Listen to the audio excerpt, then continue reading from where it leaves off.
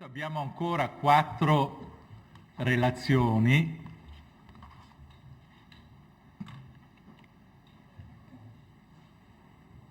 La prima è di Paolo Preto, che insegna storia moderna all'Università di Padova ed è socio dell'Istituto Veneto,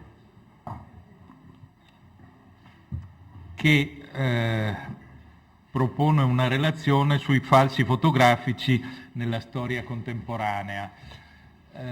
Paolo Preto sta lavorando da molto tempo sul falso, un grande libro sul falso, sulle forme del falso, per cui il falso in fotografia è un capitolo di questa sua grande ricerca.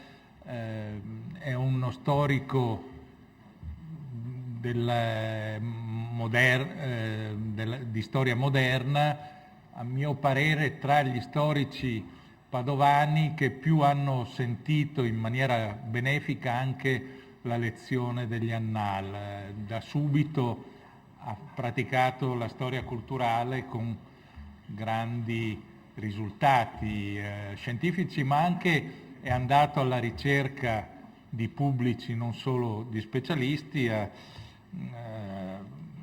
suo attivo delle ricerche di grande respiro su Venezia e i turchi, su Venezia e la peste, sulle epidemie e paure nell'Italia moderna, sui servizi segreti a Venezia. Il suo lavoro negli archivi veneziani ha dato grandi risultati. Uno dei libri più affascinanti è sulle delazioni, sulle accuse e delazioni a Venezia, che si chiama Persona per ora segreta. Sì.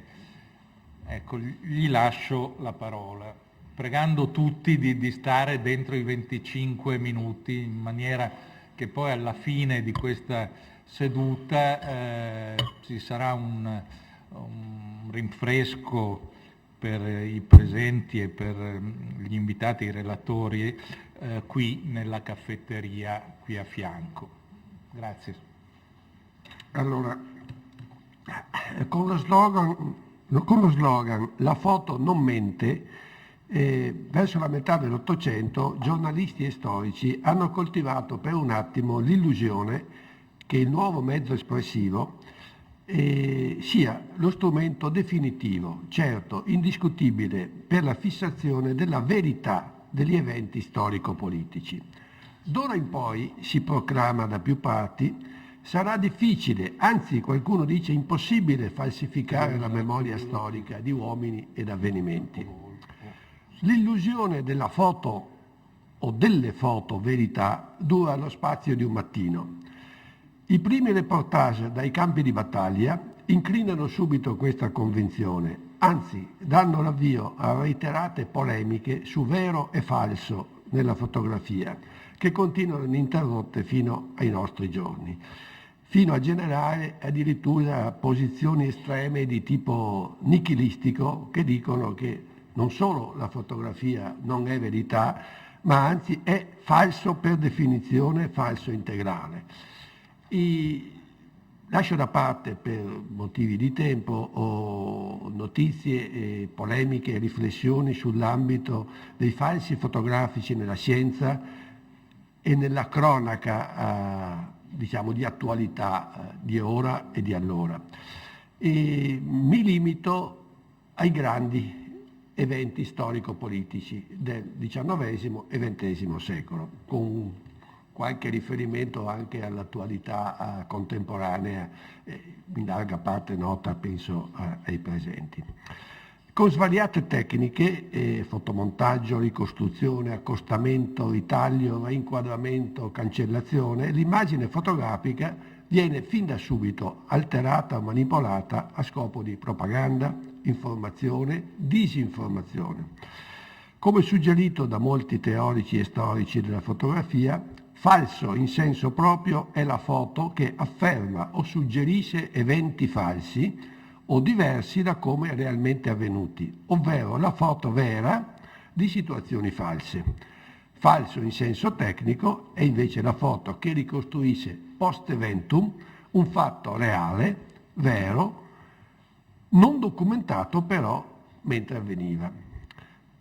Alcuni esempi sulla seconda guerra mondiale sono a tutti noti e li ricorderò fra poco.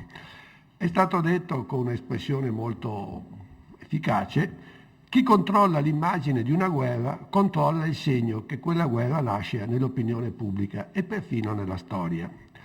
I falsi fotografici fanno infatti il loro esordio con le guerre europee ed americane della seconda metà dell'Ottocento. Primo esempio, la guerra di Crimea, dove dei reportage fotografici inglesi sono stati commissionati con l'esplicito scopo di suggerire all'opinione pubblica inglese, poco convinta dell'utilità politica di far morire soldati inglesi in Crimea per scopi che non erano ben chiari, di suggerire un'immagine della guerra molto meno tragica e scioccante all'opinione pubblica. Per cui le foto vengono, per così dire, ripulite, non ci sono cadaveri, ci sono ad esempio le scene della battaglia ma senza i morti, oppure vengono scattate foto con i morti, poi però i morti vengono tolti in modo tale che si vede la scena della battaglia senza le conseguenze scioccanti per l'opinione pubblica. Più o meno la stessa cosa nei due campi avversi viene fatta ad esempio da una serie di reportage fotografici durante la guerra di secessione americana, per la spedizione francese in Messico, per la Comune di Parigi. Anche qui i cadaveri compaiono e scompaiono a seconda di chi o di chi ha scattato le foto o di chi ha commissionato al fotografo delle foto che poi vengono ripulite in un momento successivo o addirittura con veri e propri montaggi fotografici. Qualche esempio italiano: ci sono 12 famose tavole di Stefano Lecchi sui combattimenti in difesa della Repubblica Romana del 49, in realtà sono state tutte manipolate post eventum. Nel 62 ad esempio circolano fotomontaggi della regina Maria Sofia di Borbone nuda, probabilmente effettuate con una modella che si è prestata per la parte inferiore del corpo, sul quale poi è stata inserita la testa della regina, con un reciproco scambio di accuse su chi avrebbe commissionato il falso. Qualcuno diceva il Partito Liberale Piemontese per screditare l'immagine dei Borboni, i Borboni viceversa, i pontifici, perché lo scandalo sarebbe stato montato a Roma, e dall'altra parte per dimostrare la perversità dei mezzi con cui i liberali piemontesi volevano diffamare le antiche dinastie ormai deposte dal Risorgimento. Un falso post eventum molto celebre è quello della famosa foto che tutti noi penso abbiamo visto sui libri di storia della breccia di Porta Pia, che è stata ricostruita il giorno dopo, nel senso che il fotografo è arrivato lì quando i combattimenti, che poi sono stati combattimenti di 20 minuti, erano già finiti il giorno dopo, e ha preso alcuni zuavi che non stavano facendo niente, bighellonavano per la strada, e li ha inquadrati bene e ha ricostruito post factum l'evento. La foto che tutti noi abbiamo visto nei libri di storia è stata costruita in questo modo. Vedremo tra poco qualche esempio anche sulla seconda guerra mondiale, ancora più famoso. Falsa, letteralmente falsa, quindi nel senso di un fotomontaggio completo, è la famosa foto di Garibaldi ferito dopo la battaglia dell'Aspromonte.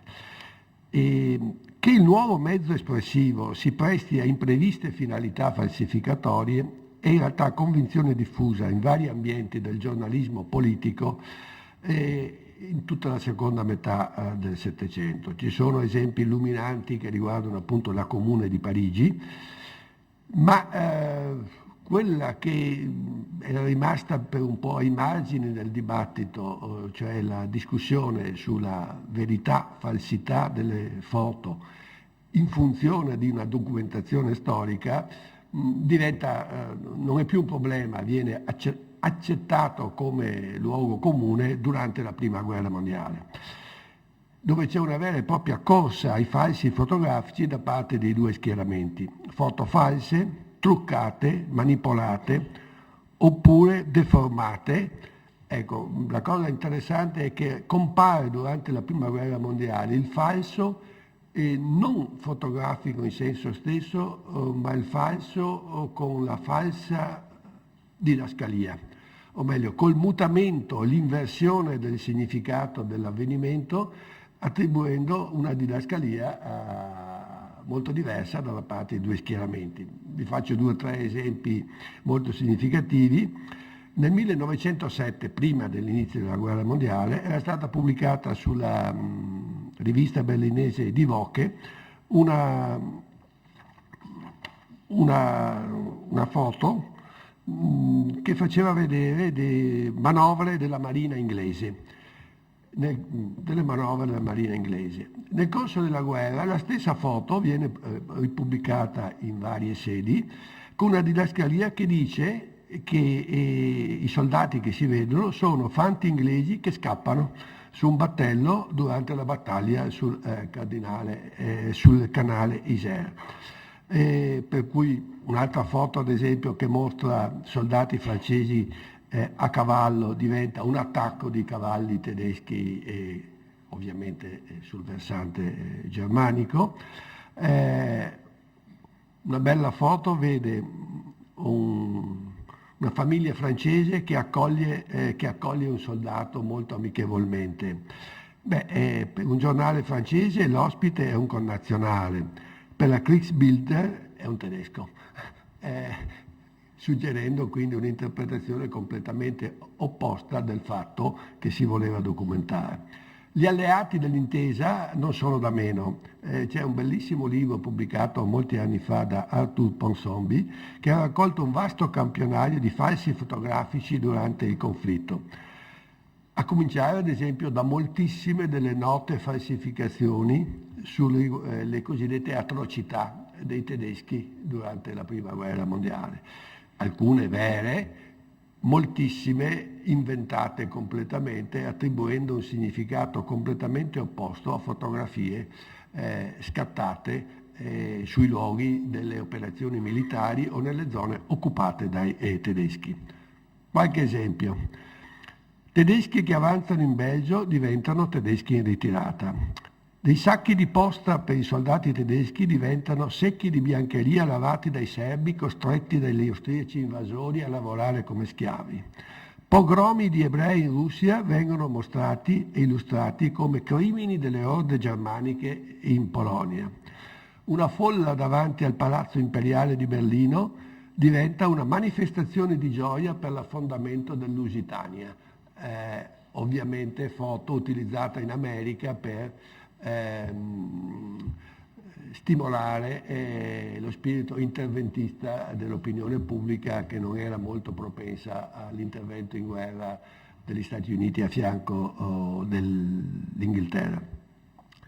E delle casse una bellissima foto c'è la foto originale, mostra un soldato tedesco che è chinato su un compagno caduto. La stessa foto reinquadrata viene accompagnata da questa didascalia, ve la leggo in italiano, su un giornale inglese: un demone germanico spoglia un morto russo. Una città polacca dopo l'occupazione russa diventa una città francese dopo un bombardamento tedesco. Soldati tedeschi sono felici, dice una foto, dopo la fuga dal campo di prigionia francese. La stessa foto, un po' modificata, suggerisce che si tratta invece di soldati che sono felici di essere, addirittura felici di essere prigionieri di guerra francesi.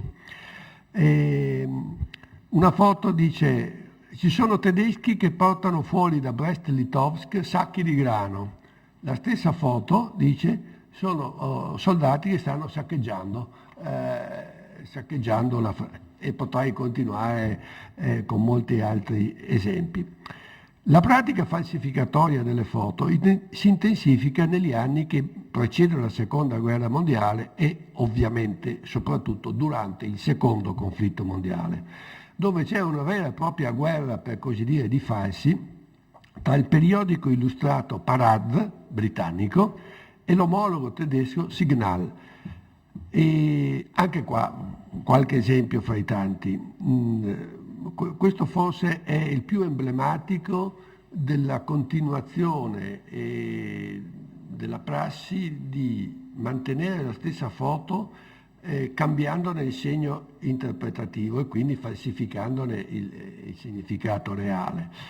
C'è una foto pubblicata scattata a Praga, vicino a Praga, quando i tedeschi entrano in Cecoslovacchia nel 1938 e si vede una donna che piange di gioia facendo il saluto nazista a Hitler che sta passando sulla macchina, la nota foto che si vede molto spesso anche sui libri di storia. Allora, come viene interpretata questa foto? Che tra l'altro viene proposta in due modi leggermente diversi, insieme con altre persone felici oppure isolata e quindi non più felice. In una si dice che piange di gioia perché è felice, lei è una tedesca, è felice di aver recuperato, che i Sudeti siano stati recuperati alla sovranità germanica e quindi lei viene reintegrata nel suo status di cittadina tedesca. La stessa foto sui giornali americani viene proposta con la didascalia, dice che piange per il dolore di vedere la Cecoslovacchia invasa dai nazisti. Ci sono poi, faccio solo qualche esempio per ovvi motivi di tempo, una serie di falsi sulle operazioni di guerra, o meglio, falsi fotografici su operazioni di guerra. Anche qui molti esempi sui due fronti. Faccio uno per parte inglese. Nell'ottobre del 1942 l'Army Film and Photographic Unit britannica diffonde su tutti i mass media inglesi e poi delle Commonwealth una foto che mostra un attacco inglese a Tobruk, un attacco di fanteria francese a mezzi corazzati tedeschi a Tobruk. In realtà la foto è un falso totale perché è stata girata in Gran Bretagna, su una spiaggia della Gran Bretagna con dei fumogeni, riprendendo la notizia di un attacco che effettivamente era stato fatto, ma che non era mai stato documentato fotograficamente in Libia. E un'altra simile, sempre su Parade, mostra un soldato tedesco, barba lunga, faccia truce, triste, depresso, e si dice nella didascalia che è un soldato tedesco in Africa settentrionale, il cui volto dimostra chiaramente ormai il segno della disfatta e dice la razza dei signori, suggerendo che la razza dei signori ormai sta andando verso la sua rovina. In realtà gli stessi inglesi hanno ammesso, ovviamente dopo la fine della guerra, anzi il fotografo che l'ha fatta, che questo presunto soldato della Wehrmacht era semplicemente un beduino del Cairo, reclutato, gli hanno messo addosso un po' di stracci eccetera, hanno beccato da qualche parte un elmetto tedesco di un prigioniero e e hanno scattato questa foto per mostrare, per deprimere, per aiutare a deprimere il morale, immaginando quindi i tedeschi stanchi, depressi perché la guerra stava andando male.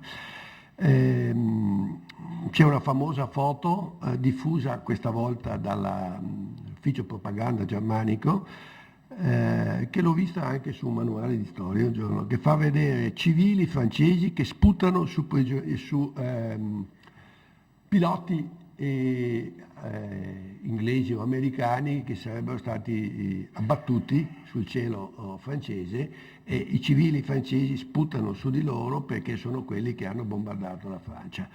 In realtà si è saputo dopo, si è trovata la documentazione, che è una scena fatta girare dall'ufficio propaganda della Wehrmacht a Parigi con comparse francesi pagate per questo. Alcune sono state anche identificate personalmente.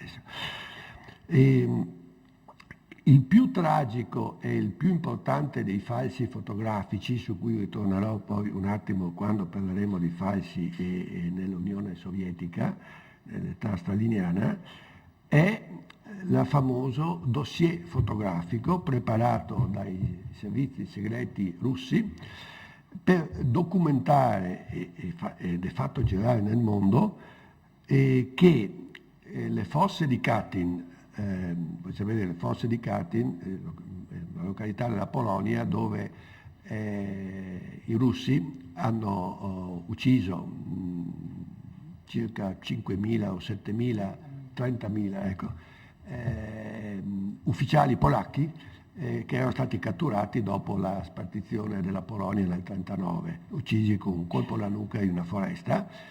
I cadaveri sono stati ritrovati quando i tedeschi hanno invaso quella parte della Polonia, ed è iniziato, a guerra in corso, uno scambio di accuse nell'opinione pubblica mondiale su chi era il responsabile di questo massacro. I russi hanno detto sono stati i tedeschi dopo l'invasione del 41. E replica no, sono stati i russi. La verità non era mai emersa fino addirittura dopo la destalinizzazione, ma ad un certo punto era venuta fuori, era stata tacitata perché le ultime fasi della guerra avevano imposto la collaborazione tra Russia, Inghilterra e così via, e la documentazione non è mai stata tirata fuori. È stata ritrovata abbastanza di recente, è ritrovato il dossier fotografico che i russi avevano preparato, e c'è una foto che si trova, di recente è stata anche pubblicata, in cui si vede che hanno collocato una scritta su delle piante e fotografata, e poi fatto una serie di altre foto, i servizi segreti russi, per cercare di accreditare l'origine tedesca del massacro. Poi queste foto erano state fatte girare per il mondo, dice, lo vedete, ecco la prova fotografica che abbiamo adesso quando la controffensiva russa ha fatto rioccupare la Polonia, si è detto abbiamo trovato le prove e c'è questo dossier fotografico che in realtà sappiamo che è stato preparato, pare per ordine personale di Beria, il capo della polizia segreta sovietica. Alla guerra civile spagnola e ai momenti conclusivi della seconda guerra mondiale appartengono invece alcuni notissimi false icone e metafore, ovvero quelle foto false di un evento vero, scattate cioè in un momento successivo all'evento stesso, per ricostruirlo e tramandarlo a futura memoria. 4 di queste foto sono celeberrime e si sono impresse in forma indelebile nell'immaginario popolare e tuttora campeggiano in primo piano nei libri di storia di tutto il mondo. Io sono certo tutti i presenti le avranno viste. Uno è già stato ricordato anche da Quintavalle prima, è la famosa foto del morte di un miliziano lealista di Capa, che ritrae la morte in azione di un combattente antifranchista a Cerro Muriano, pubblicata in Francia, poi in America, assunta rapidamente a icona metafora dell'antifascismo europeo. Dopo anni di polemiche a non finire, si è accertato che si tratta di una messa in scena qualche giorno dopo la morte, questa vera, del miliziano. Cioè, questo miliziano era morto davvero in un'azione di guerra, ma la foto è stata scattata qualche giorno dopo, ricostruendo quindi post eventum un fatto. Famosissima e di recente riproposta anche da una pubblicazione a Berlino, è la foto simbolo della fine della seconda guerra mondiale.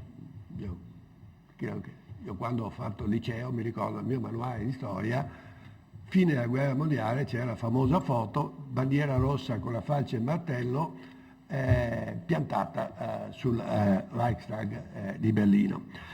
Ora, noi sappiamo oggi con assoluta precisione, perché sono state anche trovate le documentazioni negli archivi sovietici aperti dopo la caduta del regime comunista, qual è la storia di questa foto. Il Reichstag è stato occupato dai russi dopo furibonda battaglia il 30 aprile, lo stesso giorno in cui Hitler si spara. Evgeny Kaldei, che era il fotografo ufficiale della TASS, era stato mandato da Mosca per fotografare il momento in cui veniva occupato il Reichstag, perché doveva diventare il simbolo della vittoria russa in Germania. E Stalin sperava che questo avvenisse prima del 1° maggio, per ovvi motivi di ricorrenza simbolica. Kaldei, che è il fotografo ufficiale, parte da Mosca, arriva a Berlino il 30 aprile, ma il 30 aprile si combatteva per le strade di Berlino e non si poteva andare lì a fotografare, si restava morti. E allora deve aspettare che siano finiti i combattimenti. I combattimenti finiscono in quella zona lì il 30 aprile. Il 30 aprile c'è stato effettivamente l'episodio, cioè che un ufficiale russo ha preso una bandiera, ha chiamato un soldato, gli ha ordinato di salire.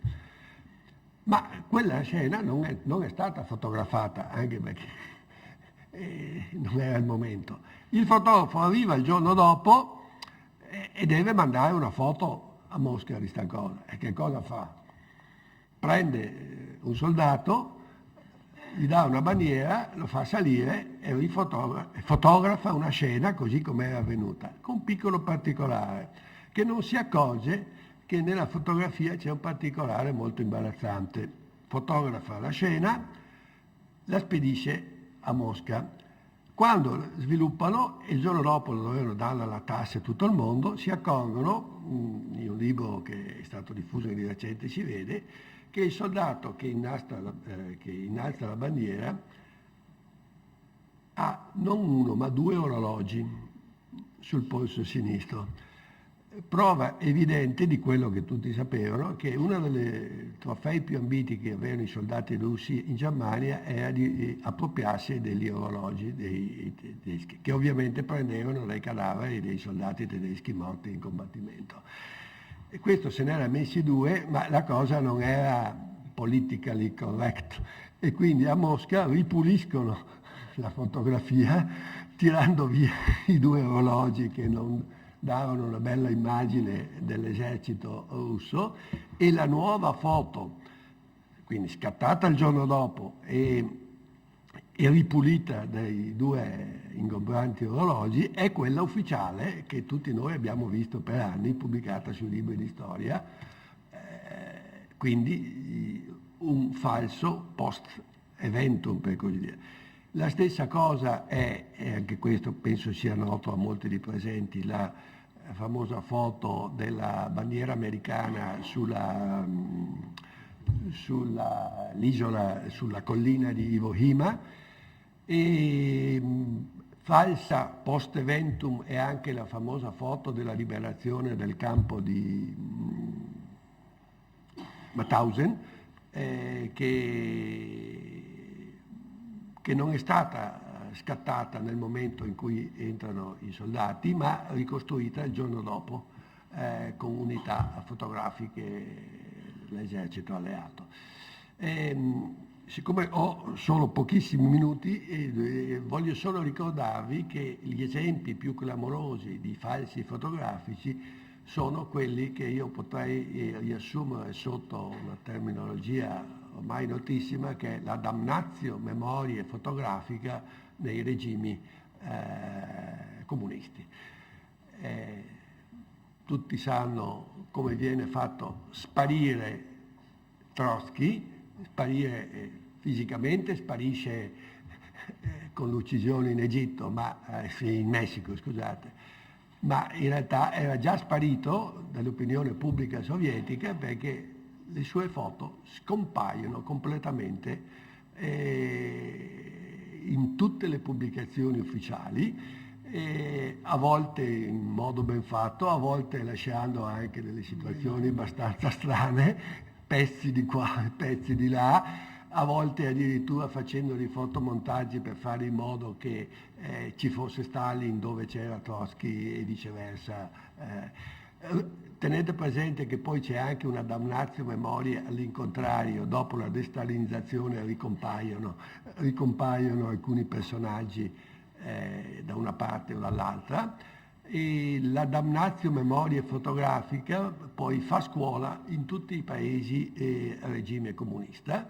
Ci sono degli esempi che vanno dal Vietnam alla Cina di Mao, con la sparizione e ricomparsa della moglie e degli altri della banda del 4 in una serie di foto a seconda dei momenti.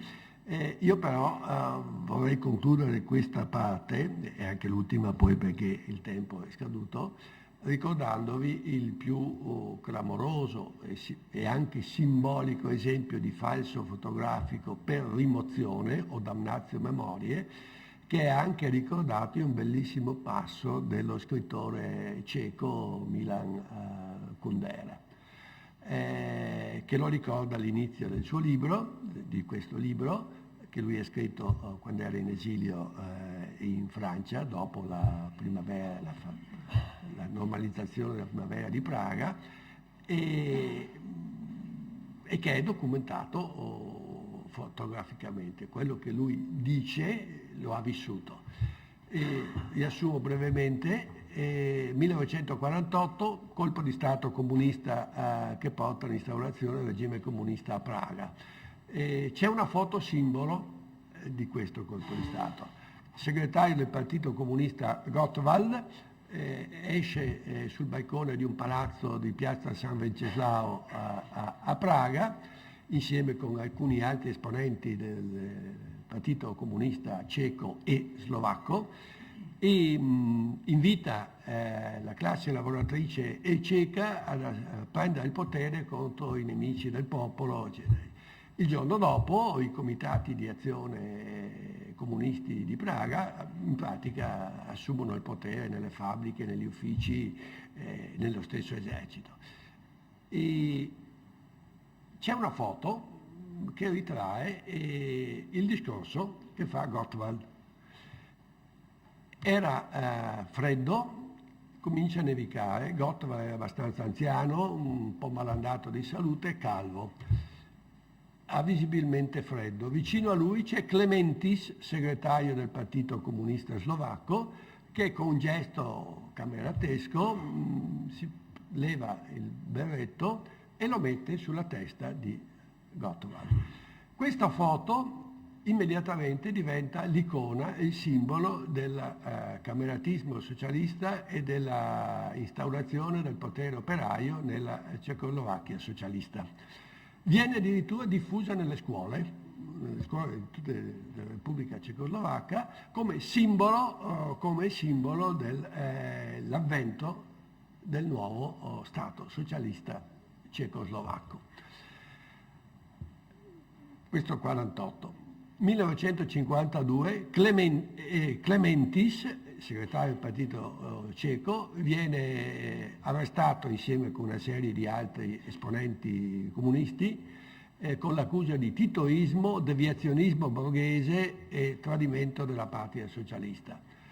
Processato, condannato a morte e impiccato.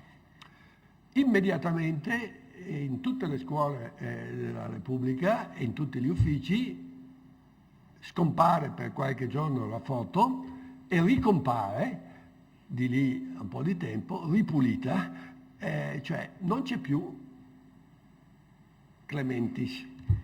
Peccato però che l'operazione non è stata fatta così abilmente da non consentire di vedere che non c'è più Klementis, ma c'è il berretto, che non è chiaro chi ricopra a questo punto, perché prima ricopriva Gottwald e si vedeva la mano, invece scompare chi l'ha messo. La stessa cosa viene ripetuta peggio, e evidentemente c'era stato un decadimento delle tecniche. Qualche anno dopo, anche questa è una foto famosissima, io quando sono andato a Praga sono andato a vedere anche la scena, effettivamente, perché c'è una foto originale, le altre sono state diffuse e manipolate, e Dubček, segretario del Partito Comunista della Primavera di Praga, pronuncia un discorso davanti alla cattedrale di San Vito, che è il simbolo di Praga e della Cecoslovacchia. Con lui c'è il Presidente della Repubblica, Svoboda, e Novotny, capo dello Stato, che rappresentava l'ala stalinista del partito. Invasione sovietica, ripulitura della foto, scompare Dubček, ma l'operazione è fatta ancora peggio di quanto non avessero fatto qualche anno prima, e resta il piede. E c'è la foto in cui si vede Novotny, Svoboda, un buco proprio visibile e un piede che non si capisce di chi sia, è il piede che nella foto originale era di Dubček. Se avessi tempo potrei fare tutta una serie di altri esempi in altri paesi, in Albania, in Romania. L'ultima veramente cosa, poi chiudo, nella Cuba di Castro scompaiono tutta una serie di comunisti caduti poi in disgrazia, e poi abbiamo anche un bellissimo esempio di falso che io definirei, non so se la definizione sia molto accettabile tecnicamente, ma non ne ho trovata una di migliore, falso per scomparsa della foto stessa. Vi spiego di cosa si tratta. Durante il governo di Allende in Cile c'è stato un viaggio di cui non si è molto parlato dopo. Castro aveva fatto un viaggio in Cile, e visitando il Cile con Allende presidente. Una delle foto scattata in quell'occasione dalla propaganda dell'ufficio di propaganda di Cuba ritrae Allende, Castro e il comandante in capo dell'esercito cileno, che era Pinochet. E si vede questa bella foto di Castro con Pinochet e Allende. Dopo il colpo di Stato di Pinochet, diffondere ufficialmente a Cuba una foto di Castro con Pinochet comunque non sembrava. e non sembrava molto politically correct. E allora, non potendo tirare via, fare l'operazione di damnatio come avevano fatto, perché era tecnicamente impossibile, semplicemente l'albo ufficiale del governo cubano che viene fatto vedere sulla storia della Repubblica Cubana dalla sua indipendenza a Castro, viene fatta sparire tutte le foto che riguardano i rapporti col Cile, e quindi c'è un buco perché non si sapeva come fare per giustificare Pinochet vicino a Castro. Se avessi tempo, ma no, non ce l'ho e davvero chiudo, vi potrei ricordare alcuni falsi fotografici recenti che riguardano anche l'Italia, alcuni giornali italiani, devo dire equamente divisi, bipartisan, da Il Giornale al Manifesto, ma voglio rispettare i tempi. Grazie.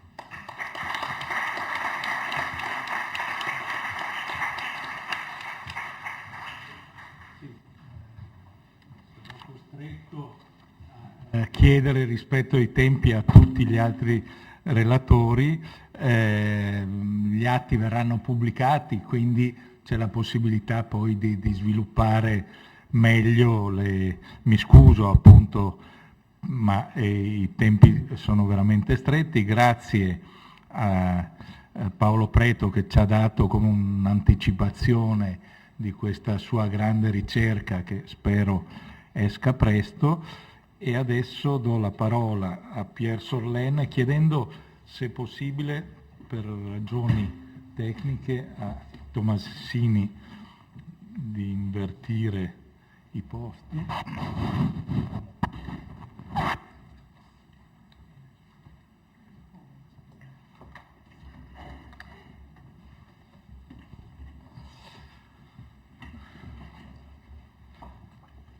Sono contento che Pierre Sorlen abbia accettato il mio invito per la stima e l'amicizia che ho per lui di lunga data. Lui ci parlerà di quello che i fotografi non vedono.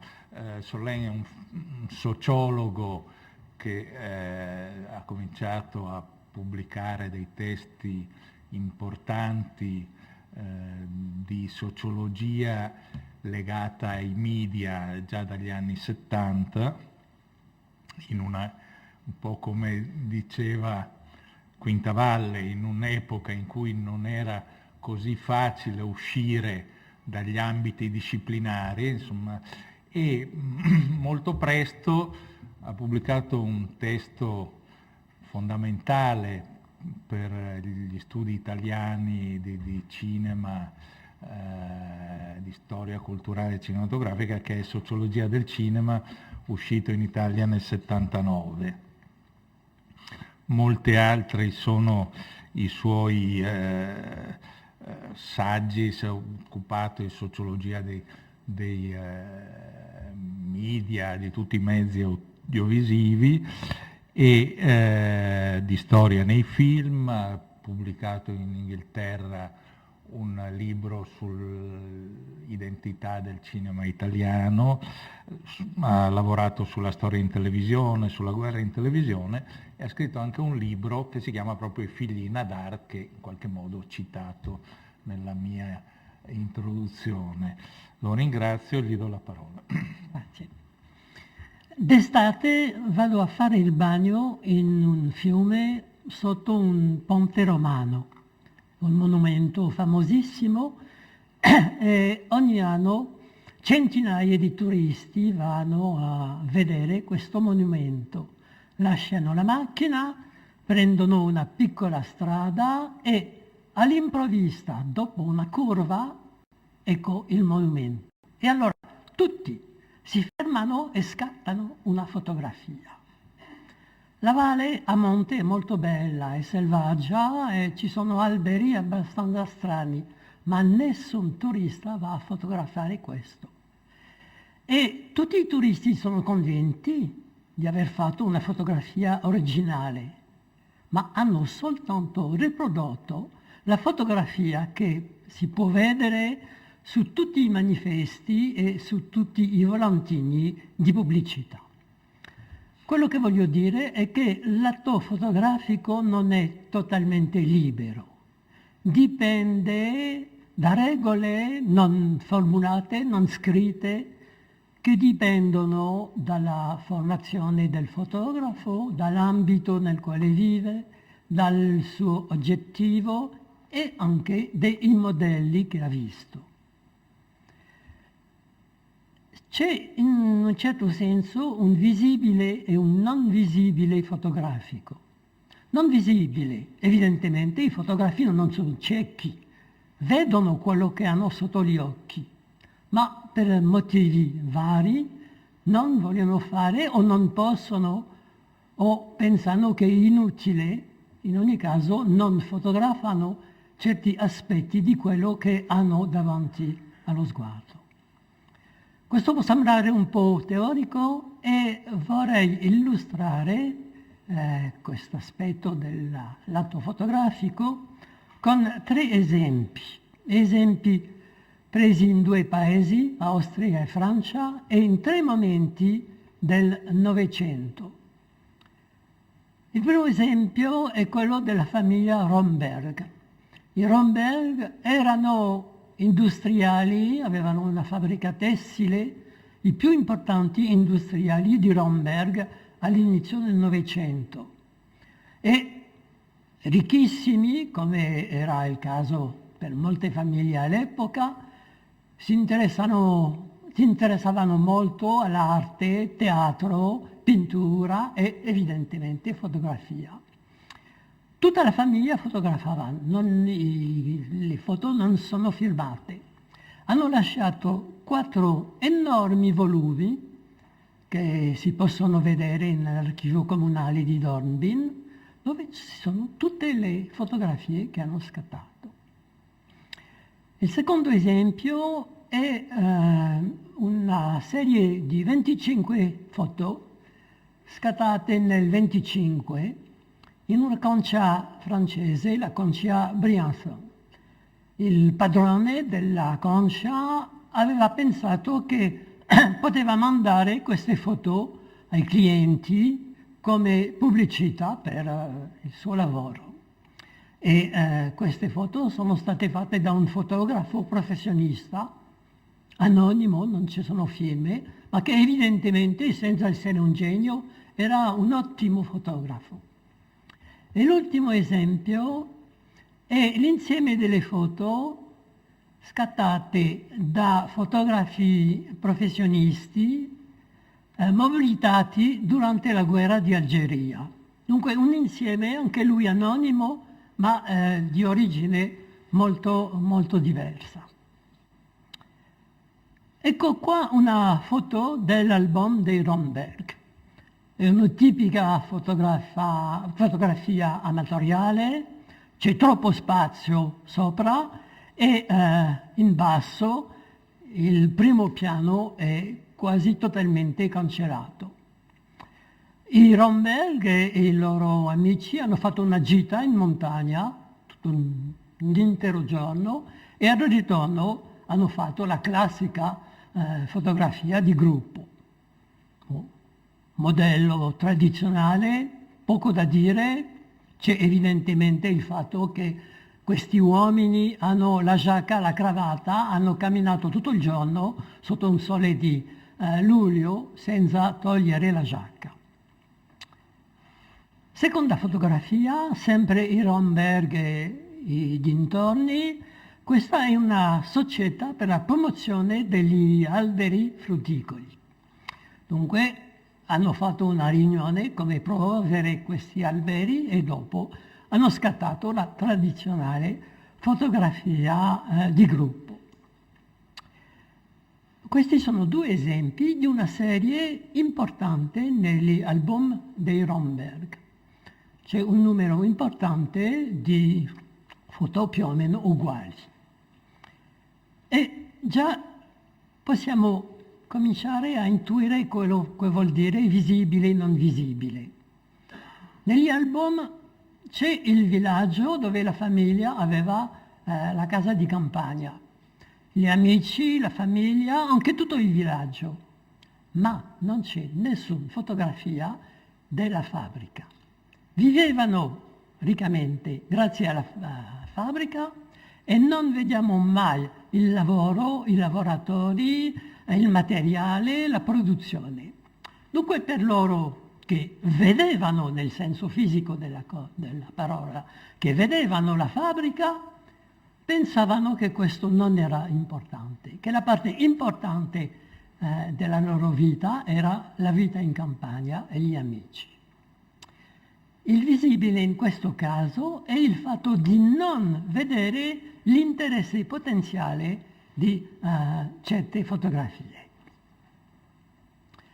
Terza fotografia, di nuovo abbiamo una celebrazione collettiva, biliardo.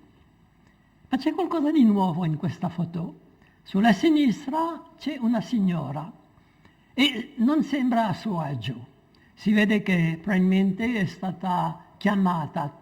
Sei la padrona di casa, visto che la foto è stata fatta dentro la casa, devi esserci. Allora, vedendo queste foto, che sono soltanto foto di maschi, possiamo pensare, ma è tipico di una società macista. E il famoso motto per le signore, Kindern, Koche, Kirche, nient'altro.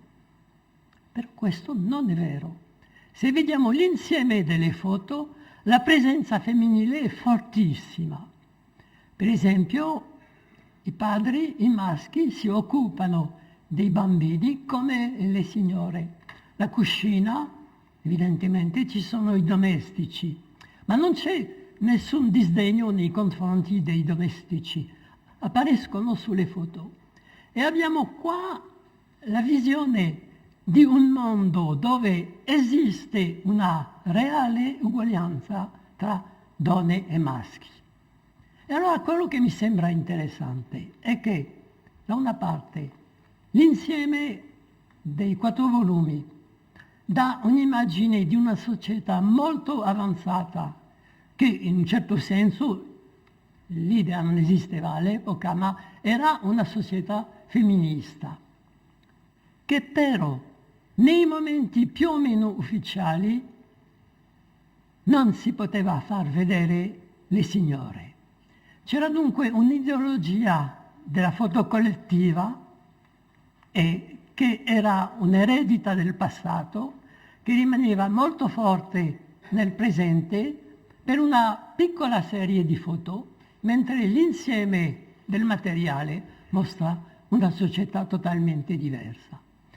In questo caso l'invisibile è un'eredità del passato, un'eredità della quale probabilmente i Romberg non si sono mai reso conto.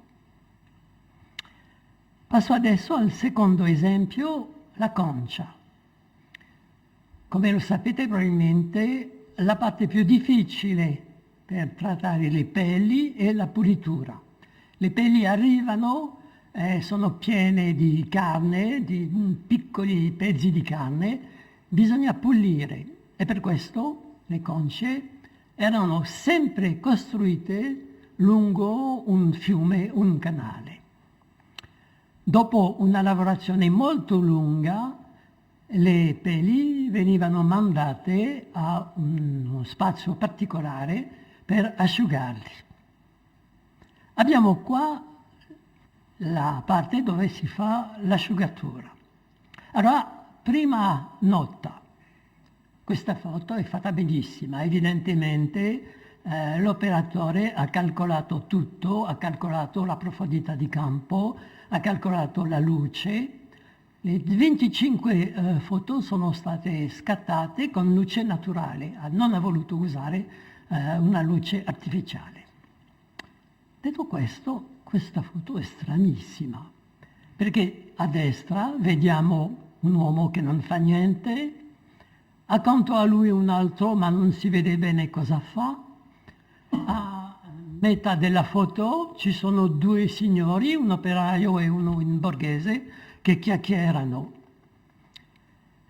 Come l'ho detto, l'atmosfera di una concia era umidissima, costruita sul fiume col piano terra totalmente aperto sull'acqua. Dunque c'era un'atmosfera di umidità e sempre particolarmente in questo posto dove si dovevano asciugare le pelli. Questo non si vede, è di una nettezza perfetta. Dopo questo primo momento, le pelli venivano mandate in un reparto dove bisognava togliere il pelle.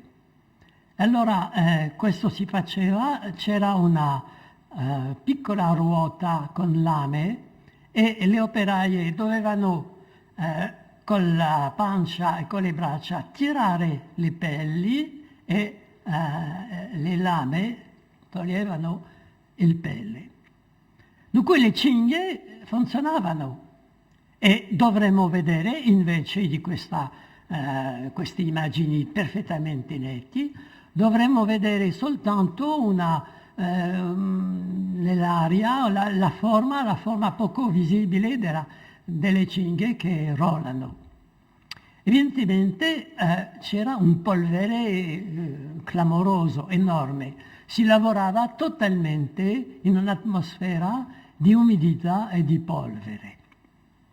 Se siamo molto attenti e soprattutto a sinistra, vediamo che l'operaia che è in piedi non è totalmente attaccata alla sua pelle, all'opposto c'è una distanza tra la tavola e il suo corpo. Dunque queste signore non lavorano, sono al posto dove devono normalmente lavorare, ma non fanno niente. In altre parole, abbiamo qua una serie di foto che non rappresentano né il lavoro né i lavoratori. Il fotografo non ha visto, nel senso proprio, non ha visto il lavoro. Aveva probabilmente visitato prima, evidentemente perché ha saputo calcolare esattamente i posti da dove prendere le foto. Dunque aveva visitato e non aveva visto, e quando ha fatto le foto non ha voluto inserire il vero lavoro. E quando guardate con attenzione le foto vedete che sono statue. Abbiamo l'impressione di essere in un museo delle cere, dove hanno posto manichini che non servono per niente. E qui allora abbiamo un interessantissimo esempio di non visibilità. Il fotografo ha pensato come tecnico, ha pensato come artista, e ha fatto bene il suo lavoro, e non ha mai visto che in una fabbrica si lavora e che ci sono persone che devono usare il corpo per lavorare. Terzo esempio, durante la guerra di Algeria, lo sapete probabilmente, la Francia ha mobilitato quasi 1 milione di soldati giovani, un numero esagerato, esattamente come la Libia. In Libia l'Italia aveva mandato 100.000 soldati all'inizio del Novecento, quando 10.000 addestrati bastavano. Dunque in Algeria c'era un numero importante di soldati inutili. E allora tutti quelli che erano fotografi di professione sono stati messi nel servizio fotografico dell'esercito. Grande vantaggio, non dovevano combattere e avevano a disposizione una quantità infinita di pellicola vergine. Potevano fare quello che volevano, perché evidentemente c'era dopo il servizio informazione dell'esercito che faceva la selezione e usava soltanto le foto utili per la sua propaganda. Dobbiamo pensare che nella guerra di Algeria c'erano 6 attori. Il paese, per piccoli francesi di 18-20 anni che non avevano mai viaggiato, scoprire un paese talmente differente doveva essere interessante. Secondo elemento, la popolazione indigena che massicciamente era in favore della ribellione, ma che non poteva manifestare la sua adesione. Terzo elemento, la minoranza di algerini che avevano aderito alla causa francese. Quarto elemento, l'esercito di liberazione nazionale. Quinto, la popolazione di origine europea. Sesto, l'esercito francese. C'è un numero notevole di foto. Cosa vediamo? 3 tipi di fotografie. Primo tipo, classico, la foto di caserma.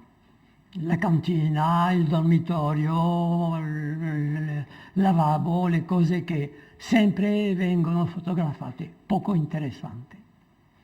Seconda categoria, molto più interessante, la foto estetica. Questo è un ottimo esempio. È una foto in una visione classica, oggi superata, ma normale negli anni 50, è una bella foto. C'è un contrasto forte tra le sagome dei soldati, la neve, il cielo è stato fotografato perfettamente, c'è una bella curva che va dal fondo a sinistra al primo piano a destra. Questo tipo di foto evidentemente non dice niente sulla guerra d'Algeria. Piaceva molto allo Stato Maggiore, perché faceva vedere un esercito forte, pronto a affrontare il freddo, la neve, le condizioni più difficili di vita. Terza categoria, le foto di operazione militare. Ne ho scelto 2 e di nuovo vedete il carattere totalmente artificiale di queste riprese. Nella prima, quella che è a sinistra, c'è un calcolo molto interessante sul secondo piano, la profondità di campo. Vedete anche come è riuscito a ricreare una curva che va dal fondo al primo piano. La seconda è tipicamente una foto che non ha niente a che fare con la guerra, presa da sopra, e se il fotografo l'avesse fatto durante un combattimento sarebbe stato immediatamente ucciso. Si vedono che i soldati sono stati posti qua per creare questo contrasto tra il posto dove sono pronti a reagire e la foresta, o non so esattamente che cosa, che c'è sotto. Questo vuol dire che il paesaggio, niente. La popolazione indigena.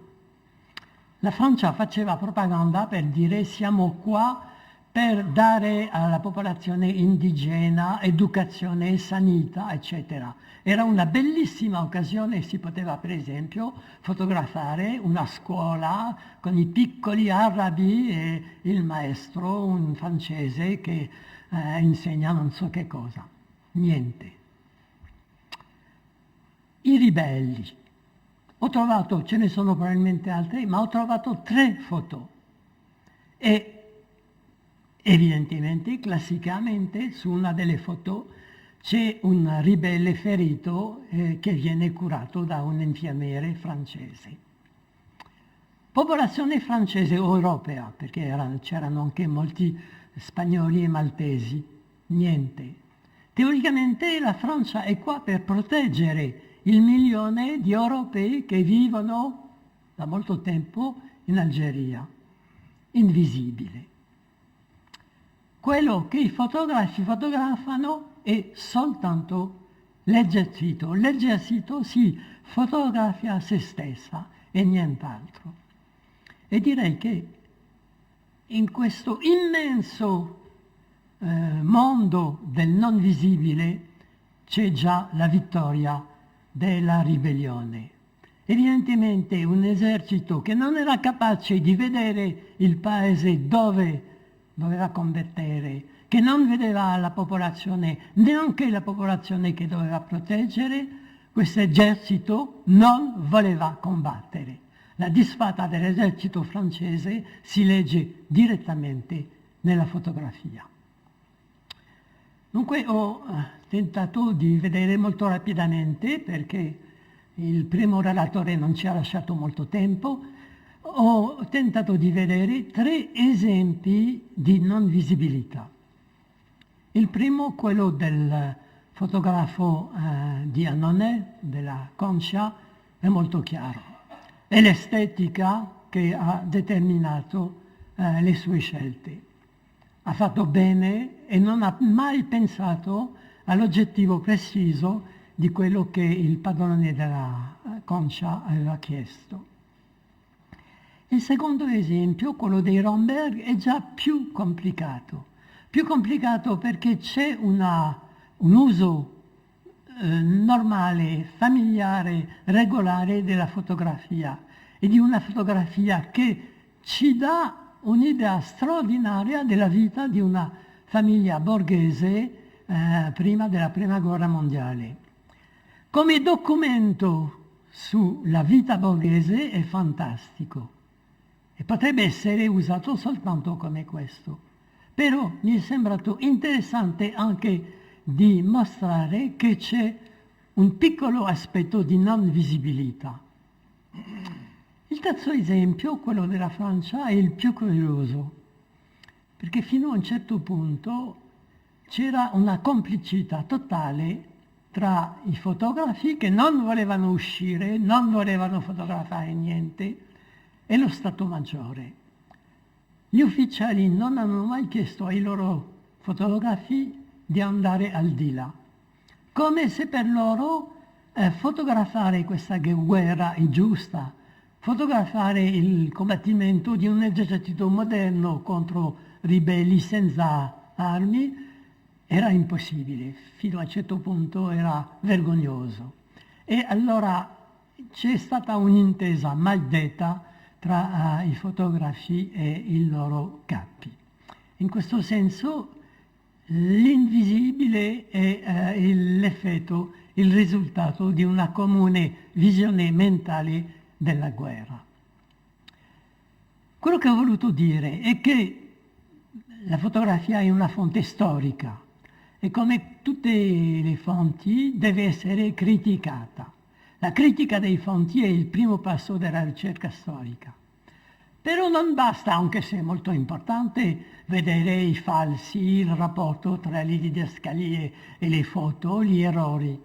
Bisogna anche sempre pensare a quello che non è stato fotografato e i motivi per cui questo non è stato ripreso. Bene.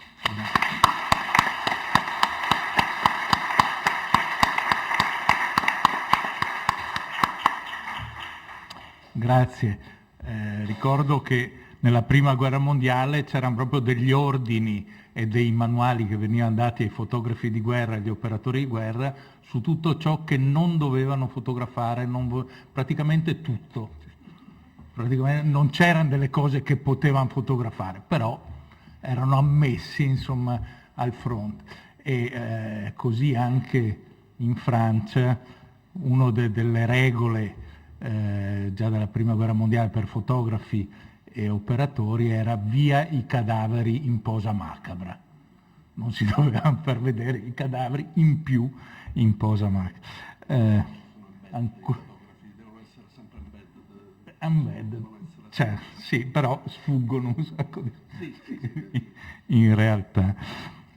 Allora, grazie mille a Pierre Sorlin per questa quantità di stimoli, questa capacità di unire 3 cose molto distanti e diverse nel tempo, che ci mostrano appunto non solo il visibile ma anche l'invisibile con cui dobbiamo fare i conti. La parola a Luigi Tommasini, che forse deve tornare, sì, dell'Università di Bologna, che parla, il titolo del suo intervento, Una dialettica ferma, storici e fotografie in Italia fra linguistic turn e visual studies.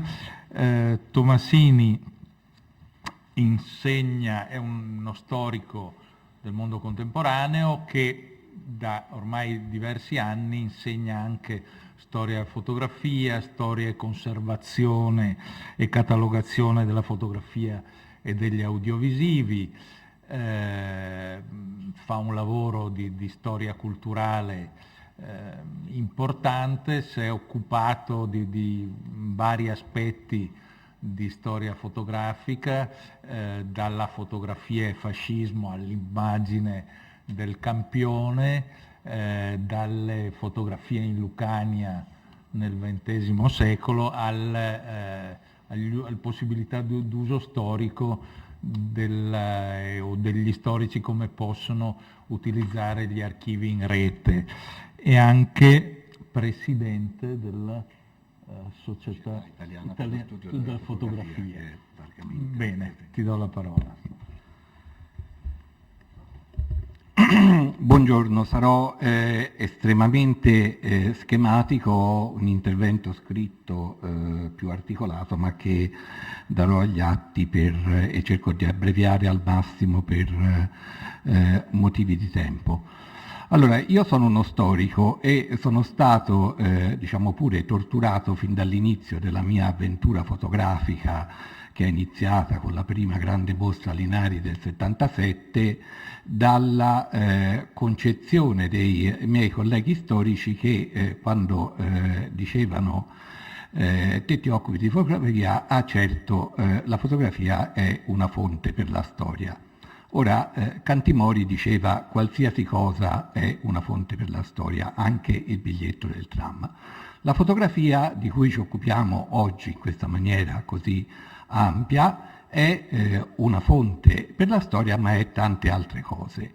A parte il fatto che si dovrebbe forse rivalutare anche l'aspetto illustrativo, da me stesso deprecato in quei tempi, perché si cercava di andare avanti rispetto all'uso puramente illustrativo della fotografia, ma ora va forse ripensato. Nel corso del tempo sicuramente la fotografia, parlerò soprattutto dell'Italia ma non solo, è stata usata come fonte in senso stretto, per esempio come fonte per la storia del paesaggio, dei contesti urbani, dell'industria, per la storia sociale, con moltissimi esempi. Citerò solo lo scomparso Lucio Pigazzi, che è stato capace come pochi altri di rilevare dalle fotografie elementi di conoscenze euristici per la storia dell'industria. Questo è l'uso diretto della fotografia come fonte, ma già da molto tempo, come dissero prima i francesi e poi attraverso D'Ausilia,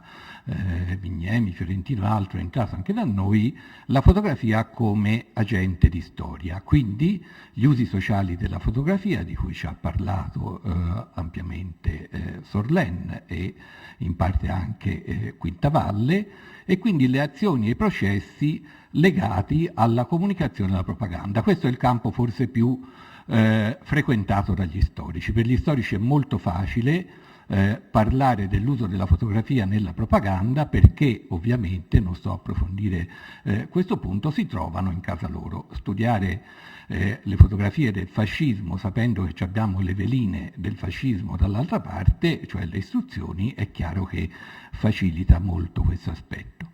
Infine però c'è anche la fotografia come nuova forma dei linguaggi iconici nell'età della trasformazione tecnologica e come capostipite dei nuovi media visivi. Se ammettiamo che la nostra, come è stato detto stamani, è una civiltà dell'immagine, è chiaro che la fotografia incide in maniera determinante nelle forme costitutive di questa nuova civiltà dell'immagine, e quindi lo storico non si deve limitare a studiare le fotografie, ma anche la fotografia entro questo campo. E non è solo, perché su questo campo ovviamente si stanno muovendo la gran parte degli studi nelle humanities, come si dice, e quindi con una forte intensificazione della storia culturale, o nuova storia culturale per distinguerla dall'antica che già esisteva, ma ora si manifesta in nuove forme. E qui fra il pubblico abbiamo, e fra i successivi relatori abbiamo alcuni degli esponenti maggiori di questa tendenza in Italia, e delle intersezioni che non possono essere trascurate con il campo di cosiddetti visual studies.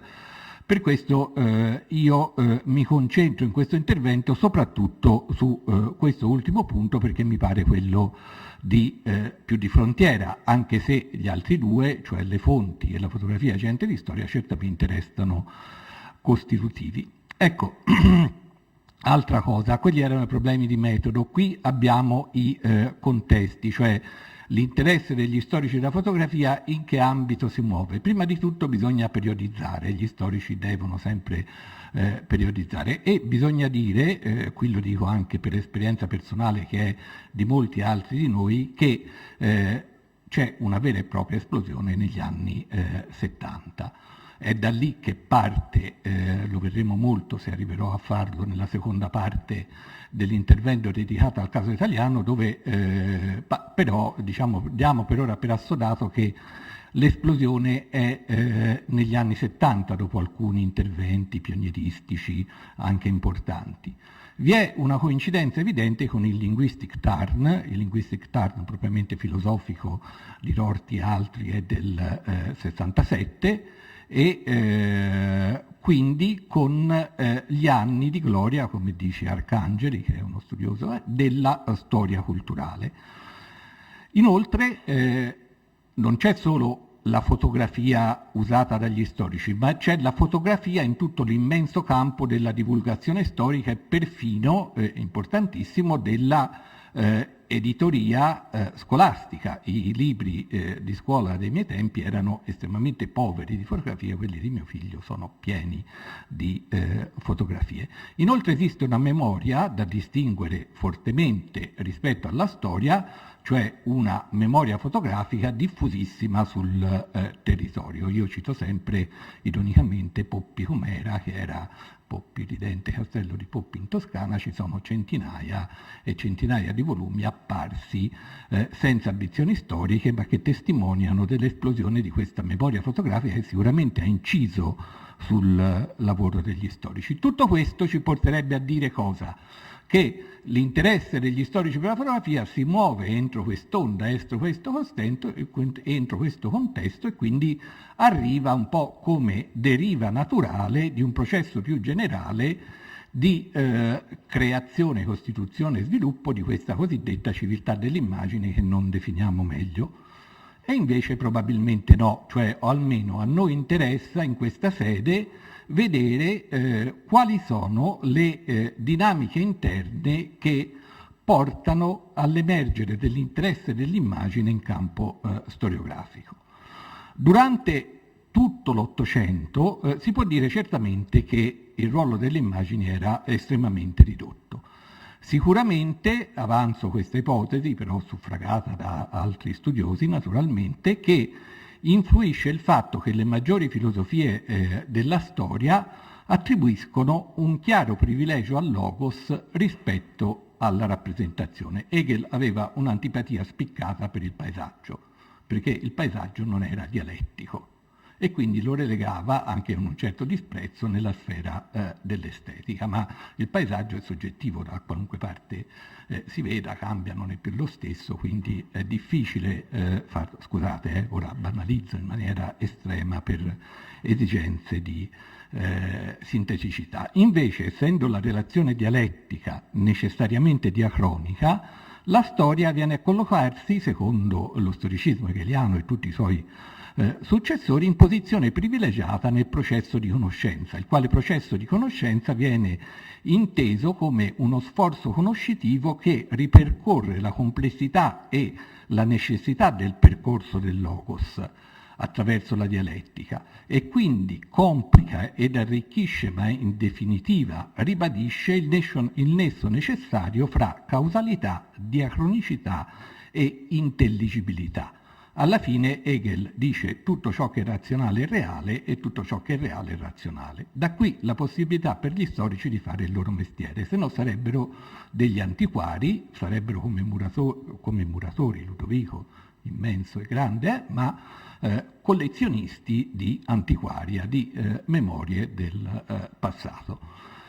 In qualche misura io sono convinto che tutti gli storici hanno un po' di storicismo nel loro DNA, sono convinti di questa equivalenza per niente scontata e per niente naturalmente così non ci scommetterei troppo sopra fra reale e razionale, però sicuramente questa cosa esiste, ha influito e secondo alcuni studiosi, cito qui Topolsky, sicuramente si può dire che questo tipo di atteggiamento ha prodotto per lungo tempo un orientamento logocentrico della storiografia. Fino a quando? La prima rottura avviene, a mio parere, con la scuola delle Annales.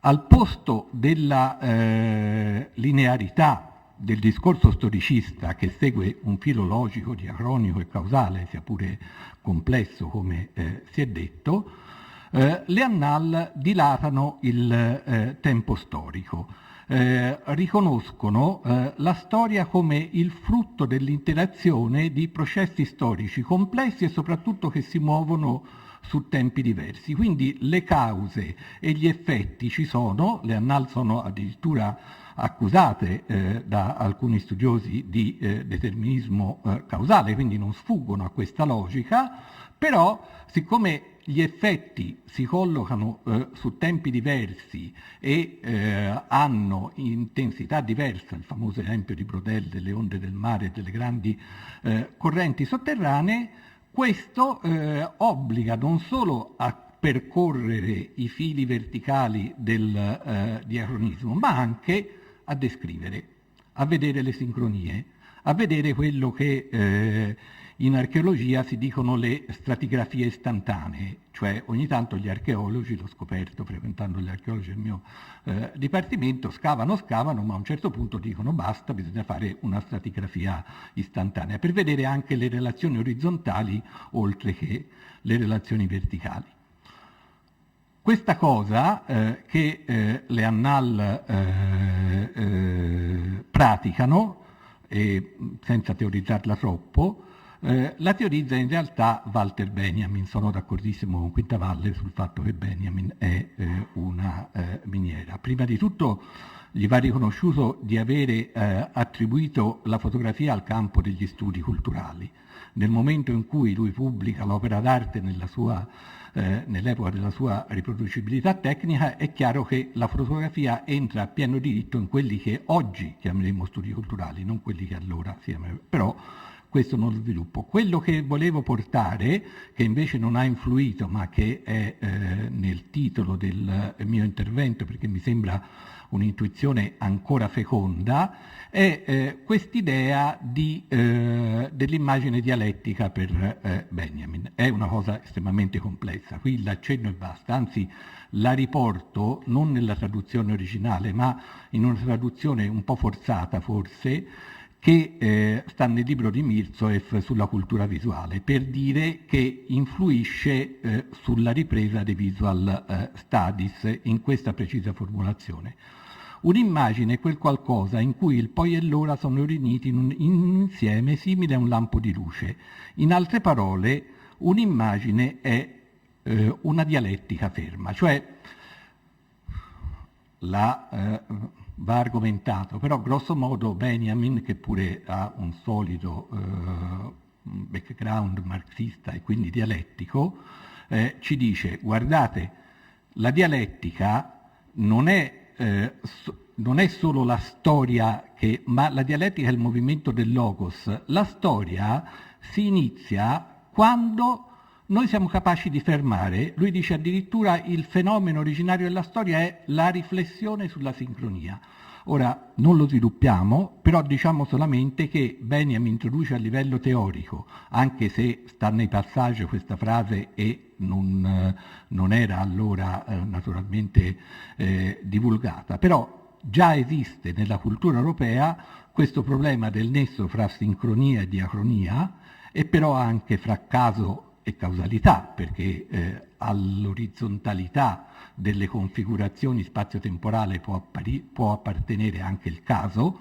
Noi diciamo che ognuno di noi è venuto qui in base ad un percorso logico e causale ben determinato, ma la forma in cui siete disposti lì diciamo che è il caso, perché appunto non riconosciamo la complessità di questi eventuali rapporti causali. Ed infine è il punto in cui si intrecciano il logos, la ratio e l'estetica. Infine, l'ultimo aspetto, diciamo così, che ci porta a questo interesse configurazionale che poi apre le porte alla fotografia è la storia sociale. La storia sociale si sviluppa specialmente diacronicamente nello stesso momento in cui si sviluppa la storia culturale e l'interesse per la fotografia, però già nel 62 Hobsbawm inizia il suo famoso libro L'età delle rivoluzioni, postulando, senza nessuna immagine, però postula la necessità di descrizioni. Dice: la storia contemporanea è troppo rapida. Una volta si poteva studiare Cesare pensando che le forme mentis, gli atteggiamenti, eccetera, fossero uguali a distanza di secoli. Con la storia contemporanea siamo obbligati a dare, anche lui si potrebbe usare la stessa metafora, delle stratigrafie istantanee.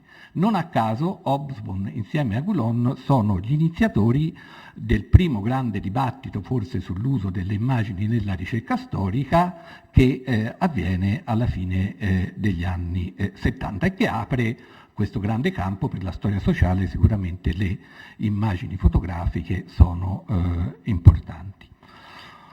Passerei tutta questa parte qui per brevità, solo l'ultimo punto: riclassificazione dei valori sul piano teorico. L'importanza forte degli studi culturali in questo campo riclassifica l'importanza delle discipline. Chiaramente la disciplina storica, se mantiene il suo atteggiamento storicista, rischia, in questa società in cui le interazioni contemporanee nel villaggio globale sono importantissime, tutto sta in comunicazione e interdipendenza veramente, per cui l'antico proverbio della foglia che cade, eccetera, eccetera, qui sta diventando quasi reale, e naturalmente questo favorisce discipline come la sociologia, la semiologia e le altre che studiano linguaggi e mezzi di comunicazione. La fotografia si colloca sicuramente entro questo ambito, però ha anche una valenza diversa, cioè è ambivalente sotto questo aspetto, perché può essere usata dal punto di vista storiografico anche in opposizione alla svolta culturalista, e questo è quello che hanno fatto diversi storici. Naturalmente la più famosa, la più forte attestazione di realismo in funzione antisociologica ed antisemiologica è quella di Barthes, che riporto qui sotto. Barthes è molto preciso, anche lui stesso era un grande semiologo, sappiamo tutti, un grande studioso dei fenomeni culturali, eccetera, però qui relativamente alla fotografia, nella camera chiara, dice grande disprezzo da parte dei sociologi per i realisti, fra i quali dice io mi colloco, non so, così lo dice sotto. Ecco, perché la fotografia non è una copia del passato, ma è una emanazione, una magia, naturalmente da intendersi come nel senso della magia naturale di padre Kirchner, cioè di una manifestazione della natura vista dai sensi dell'uomo, e non un'arte, quindi non un artifizio, in questo caso non vuol dire arte ma artifizio in questo caso. L'importante è che la foto possieda una forza documentativa e che la documentatività verta non sull'oggetto ma sul tempo, e soprattutto sottodice da un punto di vista fenomenologico nella fotografia il potere di autentificazione supera il potere di raffigurazione. Come tutti sapete, queste parole nel libro di Barthes stanno accanto alla famosa foto di Louis Payne, che poco prima, assassino di Lincoln, che sta per morire, la didascalia recita è morto e sta per morire, e Barthes usa questa bellissima figura, dice: noi lo vediamo oggi mentre sta per morire, possiamo pensare a qual è il suo atteggiamento, qual è il suo stato d'animo, eccetera, perché cosa che non potrebbe mai accadere con un dipinto. Perché? Perché quel giorno sul ponte della corazzata Missouri, a mezzogiorno, la luce aveva colpito il volto di Louis Payne, si era riflessa sulla lastra dal collorio del fotografo, e da lì noi la rivediamo oggi, se la illuminiamo, come vediamo i raggi differiti di una stella. I raggi di una stella noi li vediamo dopo centinaia di anni che sono partiti, chissà dov'è la stella, ma noi la vediamo e gli astronomi ci fanno anche i loro calcoli per stabilire com'era la stella. Così pure noi possiamo fare i nostri calcoli, i nostri esercizi di conoscenza sulla fotografia, perché, dice Barthes, non è la comunque Barthes lo conoscete benissimo. Quello che volevo sottolineare è che nello stesso quasi momento, anzi diciamo pure nello stesso momento, Ginsburg elabora il primo saggio che tratta del paradigma indiziario, Spie, radici in paradigma indiziario. Nasce nel 79, la Camera Chiara è nell'80, scrivono pressappoco nello stesso punto. Questo tentativo, Ginsburg è un po' uno dei caposaldi, diciamo, della resistenza al linguistic turn. Il linguistic turn è difficilissimo da digerire per gli storici, perché è un po' la sottrazione del reale da sotto, e quindi è difficile. E uno dei caposaldi è questo, l'altro probabilmente è la storia orale. Uno dei maggiori teorici, Topolsky, della storia contemporanea, probabilmente si è un po' illuso e ha visto in questo ricorso a elementi extralinguistici, a esperienze dirette come quelle della fotografia o delle fonti orali ancora più dirette, come vedete nella citazione, l'ingresso di queste categorie annuncia la fine del linguistic turn e la fine dell'antirealismo, cosa che non mi pare si sia affatto verificata. Si aprirebbe fra l'altro tutto un capitolo sulla fotografia digitale, che però avevo già saltato nella relazione, perché questo sarebbe, però certamente tutto quello che ho detto si applica fino alla fotografia analogica. Il secolo dell'immagine analogica, ce l'ha insegnato Sorlin, è un passaggio importante rispetto all'immagine sintetica precedente, come la definisce Sorlin, e all'immagine digitale. Su questo però sicuramente la conclusione di questa prima parte è che la fotografia è già stata oggetto di riflessione nell'ultimo quarto del XX secolo come un nodo teorico importante. Io vorrei richiamare questo aspetto, perché il cinema di cui siamo cugini ha le sue radici nella fotografia, ma i nodi teorici sono quelli. Poi gli svolgimenti, questo non lo posso argomentare, possono essere diversi, ma il nodo teorico della fotografia, per quello che riguarda i rapporti fra indesticalità e rappresentazione, sono già stati citati questa mattina, il rapporto fra diacronia e sincronia, il rapporto appunto fra estetica e logos, fra causalità e casualità, sono al centro della riflessione fotografica, diciamo pure questo in genere. Avrei preparato il caso italiano. Quanto tempo ho per il caso italiano? 0 minuti, pressappoco. Allora, faccio vedere solamente le slide. Avrei individuato 3 fasi.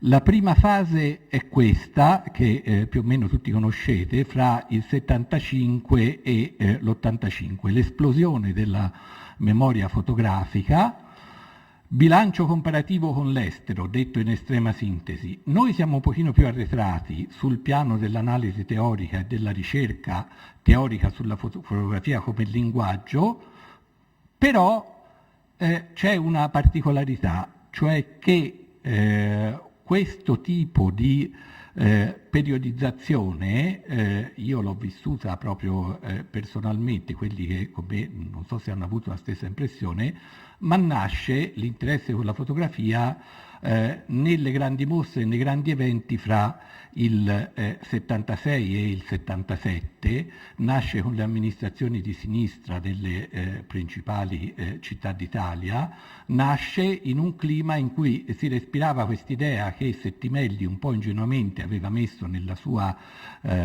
parte relativa all'Italia, nella traduzione di Keim, il libricino famosissimo di Einaudi, pubblicato da Einaudi, che era un po' una Gilardi, non ne parliamo, Settimelli appunto dice la fotografia è democratica, la fotografia, queste mostre fotografiche devono aprire al grande pubblico, insomma un po' le cose che diceva Quintavalle di Beniam applicate, scusatemi se, però c'era questo fortissimo impianto politico nelle prime iniziative che, sia pure in maniera molto più sottile, si ritrova anche nei primi 2 volumi della Storia d'Italia Einaudi, che sono un caposaldo, un punto di svolta e che aprono alla politica in maniera molto diversa, però sicuramente al problema dell'identità nazionale come politica. La fase fra l'85 e il 99 è una fase un po' riflessiva, si scende rispetto a questa intensità dei primi tempi, importantissimi però i lavori sul piano della conservazione e la individuazione stessa del patrimonio, cioè la patrimonializzazione della fotografia è un evento di grandissima importanza che si consuma in questi anni. E qui, anche qui, quadro internazionale, non siamo troppo indietro rispetto alle grandi esperienze estere. La terza fase, sull'onda di questa nuova disponibilità, si apre una cosa secondo me molto interessante, una terza fase in cui gli storici ritornano alla ribalta, però in un quadro molto più complesso. Qui ho fatto tutto un elenco degli approcci disciplinari. Come ha detto giustamente il Presidente Brunetta, io sono qui anche in veste di Presidente della SISF, Società Italiana per lo Studio della Fotografia, che ha come Presidente onorario Marina Miraglia e che però raggruppa nel suo comitato scientifico, ci sono molti dei relatori di oggi e domani, ma cerca di raggruppare soprattutto gli approcci disciplinari diversi. Qui ora io non vi sto a fare l'elenco, che sarebbe invece la parte più importante forse del mio intervento, però c'è nella parte scritta, che cerca di valutare uno per uno i contributi dei vari apporti disciplinari che sono imprescindibili. Questo è un po' il senso del mio intervento, ma corrisponde credo anche a quello che hanno detto gli autori, coloro che mi hanno che sono intervenuti prima. L'idea è che adesso non si può più fare la storia della fotografia o con la fotografia senza tener presente quello che si studia nelle discipline affini, cioè c'è una intersezione assolutamente ineliminabile. Tuttavia esiste anche uno specifico storico e anche questo è piuttosto particolare rispetto al panorama europeo. A mia conoscenza non ci sono cose come questo interesse tuttora molto forte sul punto di vista editoriale, ma editoriale alto, che ha portato nel corso degli anni al succedersi di una serie di collane e di edizioni dedicate alla storia fotografica del nostro paese e che qui avrei cercato di evidenziare. Le avevo anche le copertine, ma insomma avete tutti presenti i primi annali, naturalmente Bertelli e Bollati, poi dopo nel 2004 Lucas rifà il volume successivo con un taglio completamente diverso, in cui appunto individua proprio questi due aspetti di cui si è parlato, cioè l'ambivalenza della fotografia come traccia altamente evocativa del reale e la sua appartenenza contemporaneamente all'universo del linguaggio, quindi ha recepito questa lezione del linguistic turn e dell'importanza, e cerca di risolverla, quantomeno la affronta, e direi che le ultime prove che seguono dalla storia fotografica della Società Italiana degli Editori Uniti, poi via via fino all'Italia del Novecento, che cito qui, ci danno testimonianza di un percorso in cui gli storici, cioè sono molto, diciamolo pure, anche se molti amici sono presenti,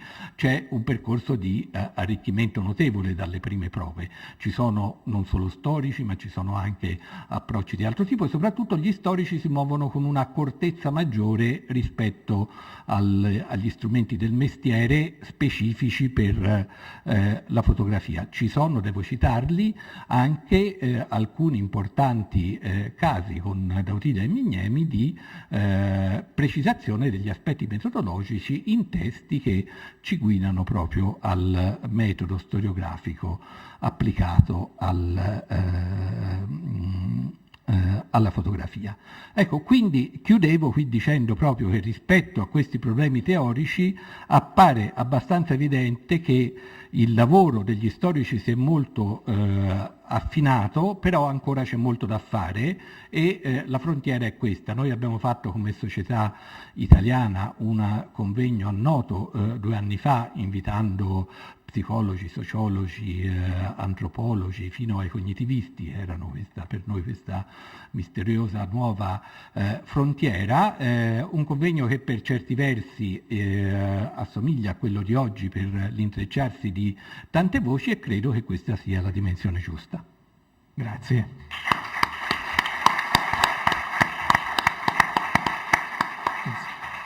Nello scusarmi ancora per il mio incombere con semplicemente in silenzio, ma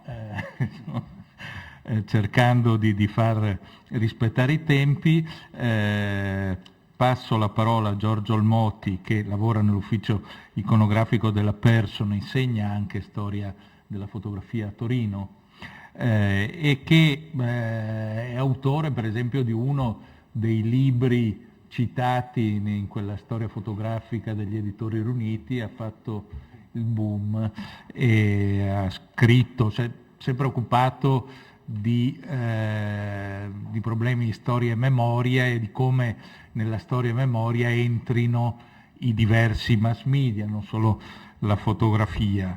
Ha lavorato appunto con testi sulle fonti della memoria e il mestiere della fotografia. Adesso è responsabile dell'ufficio iconografico di questa grande casa editrice della Persona, e per cui abbiamo pensato di chiedere a lui come entri la fotografia nell'attività editoriale, per la didattica soprattutto.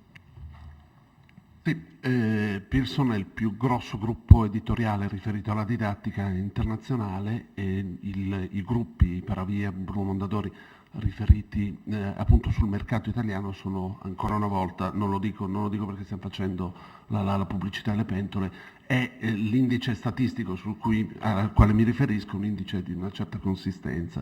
Dunque noi da una quindicina d'anni, una ventina d'anni a questa parte stiamo cercando di raccontare la storia attraverso le fonti, insieme a De Luna, insieme a Ortoleva, ai nostri autori di riferimento, e attraverso le fonti cosiddette non tradizionali, la fotografia, il cinema, la canzone, il fumetto.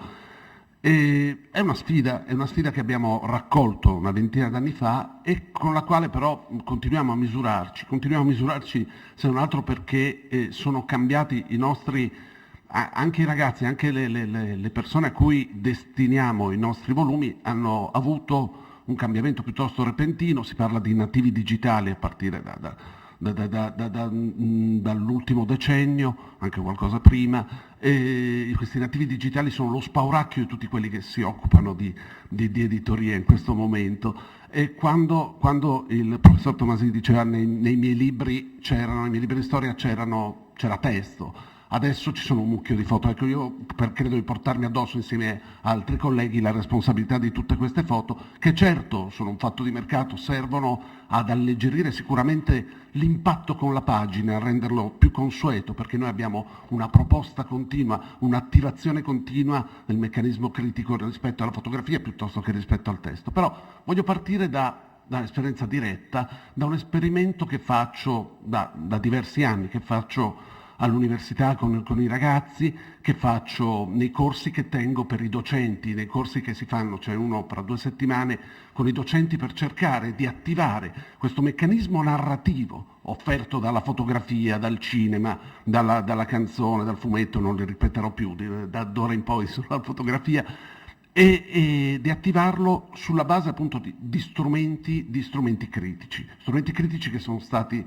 come su un tavolo settorio, sono stati proposti, sezionare il vero, il falso, la possibilità che la fotografia abbia elementi intenzionali e non intenzionali, sono tutti quelli che noi trasferiamo tra l'altro questi strumenti critici all'interno dell'esperienza didattica. L'insistenza della fotografia sul tempo, che è il tempo della realizzazione, è il tempo in cui la leggiamo, ma anche sono anche tutte le età in cui questa fotografia in qualche modo quella che si chiama la fortuna critica, se volete, solamente dei contenuti portati dalla fotografia. E poi la fotografia come agente di storia, tutte cose che vi hanno già raccontato. Ecco, l'esperimento che faccio io per cercare di capire qual è la temperatura corporea della fotografia all'oggi chiedo ai ragazzi o ai docenti, agli adulti, adesso qui siamo, questo pubblico qui è un pubblico specializzato e quindi probabilmente sicuramente la cosa non funzionerà, però vi invito a farlo a cena con le persone, con gli amici, in un contesto così, nella normalità, vi invito a chiedere alle persone che avete di fronte, alle vostre classi, se siete dei docenti, di citare, riferiti al Novecento e ai 10 anni, allo scampolo di secolo che ci portiamo addosso, di citare, che ne so, 3 registi, 3 narratori, 3 scrittori, 3 giornalisti, 3 pittori.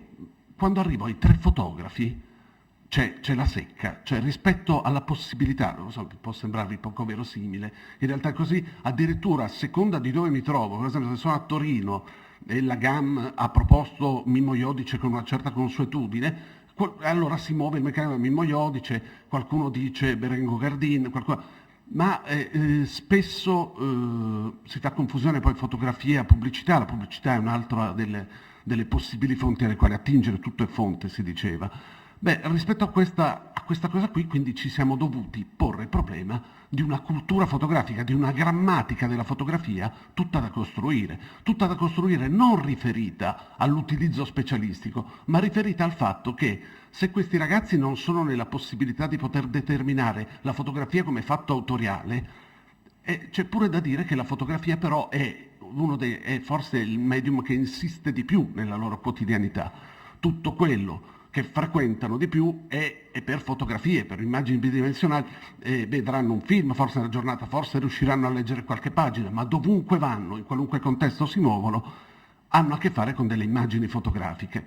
E lì, questa è la spiegazione personale che mi sono dato rispetto al fatto che l'autorialità della fotografia non viene riconosciuta già a livello didattico. Era un problema già negli anni 50-60 quando i fotografi portavano le foto ai giornali e non gli si metteva il nome, un problema che ricorre adesso la referenza fotografica è un obbligo di legge, però c'è stato un lungo e aspro dibattito tra fotografi e editori. Beh, rispetto a questa cosa a un certo punto mi sono reso conto che tutto quello che veniva proposto, anche gli altri media che proponevamo, era sempre in forma di fotografia.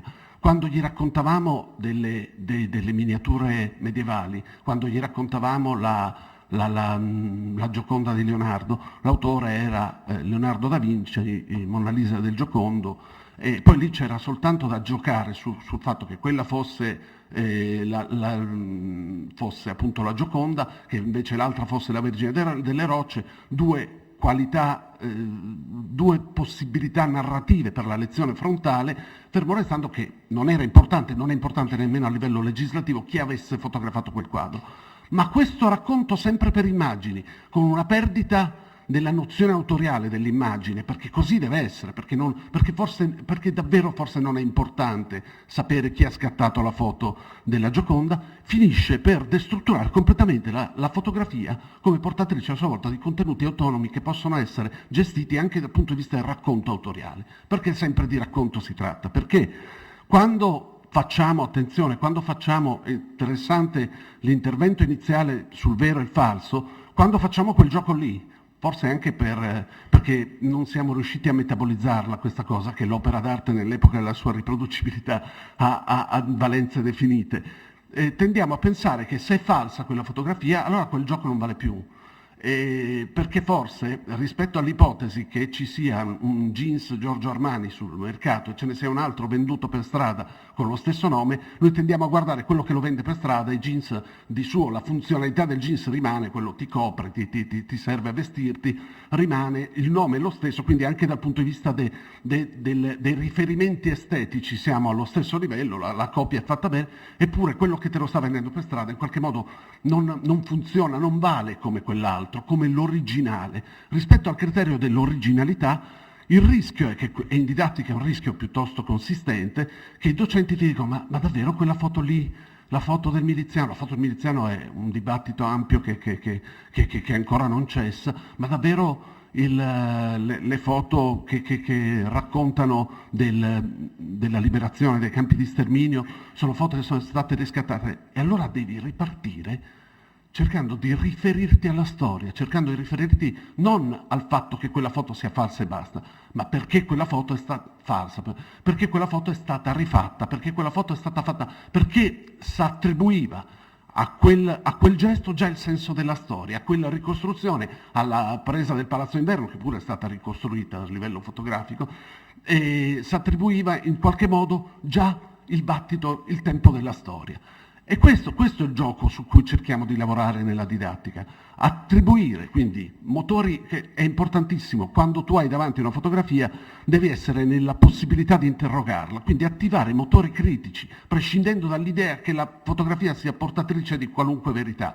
Attivati quei motori critici, il percorso didattico è un percorso che deve tener conto quindi dell'interazione degli altri media, quindi del cinema. Il cinema è più facile, il cinema quando vediamo il nome della rosa, prescindendo dal fatto che dal punto di vista della ricostruzione filologica il nome della rosa non corrisponde a nessuna delle possibilità narrative del Medioevo, eppure noi già lo sappiamo che quella è una finzione che però ci restituisce la suggestione del Medioevo. Per la fotografia diventa più difficile, come la televisione, quando si diceva rispetto alla possibilità che a qualche affermazione si attribuisse il senso della verità portata, si diceva l'ha detto la televisione, anche con la fotografia diventa più difficile riuscire a metabolizzare il fatto che non è portatrice di per sé di nessuna verità, ma va interrogata.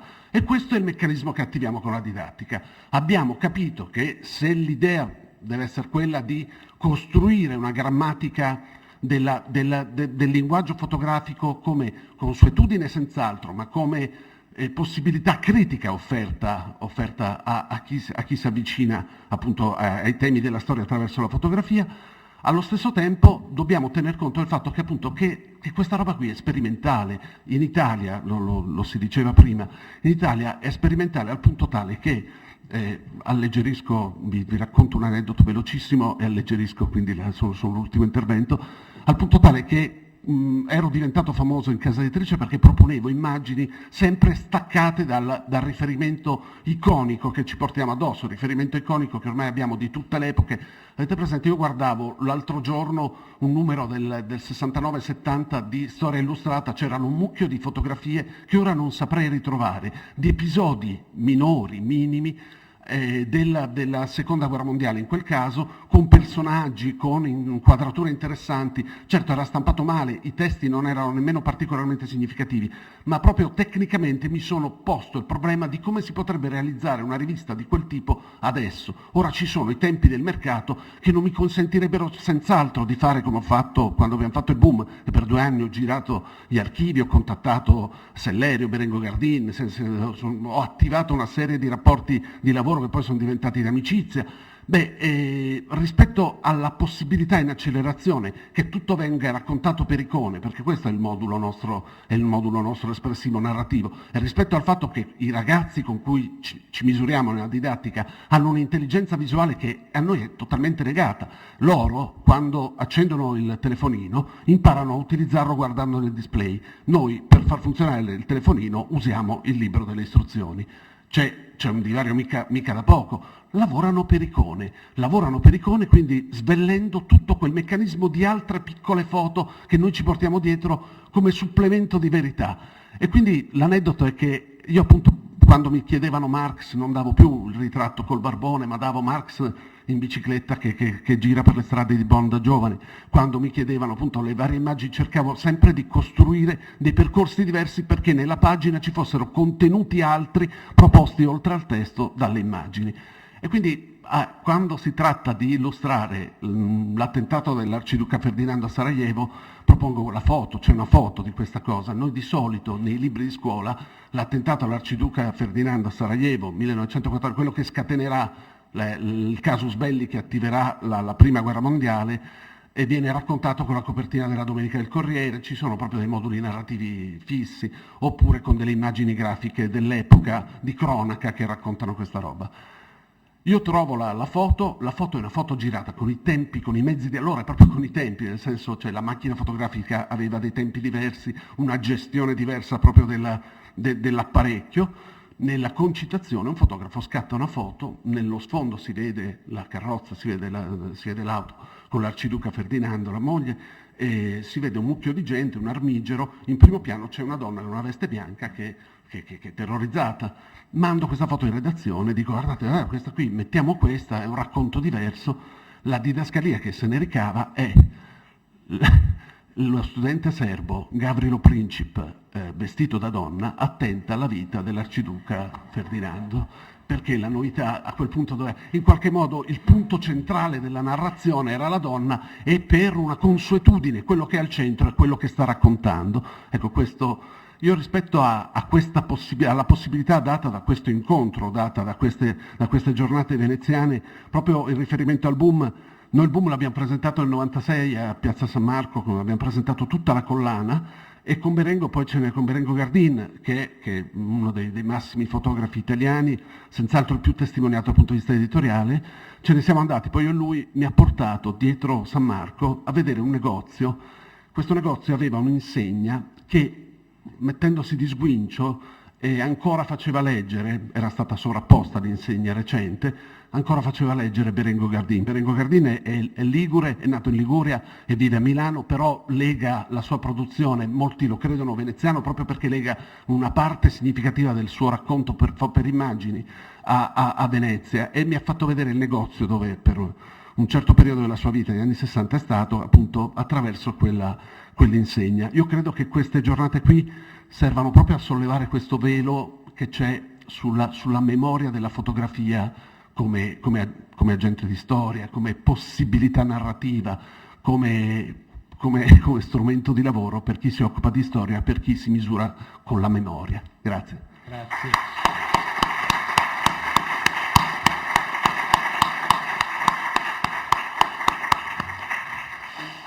Grazie, mi sembra che la mattinata sia stata piuttosto intensa, e quello che volevo nella prima giornata di oggi era appunto esplorare le dimensioni del campo, e mi sembra che in qualche modo il campo si presenti come piuttosto ampio e aperto, e in gran parte inesplorato ancora.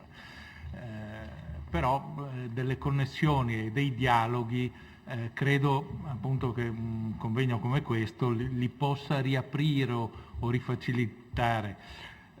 Adesso per un'oretta insomma abbiamo il tempo di andare in caffetteria, relatori e ospiti e relatori e membri dell'Istituto Veneto, per un buffet. Grazie a tutti. Grazie.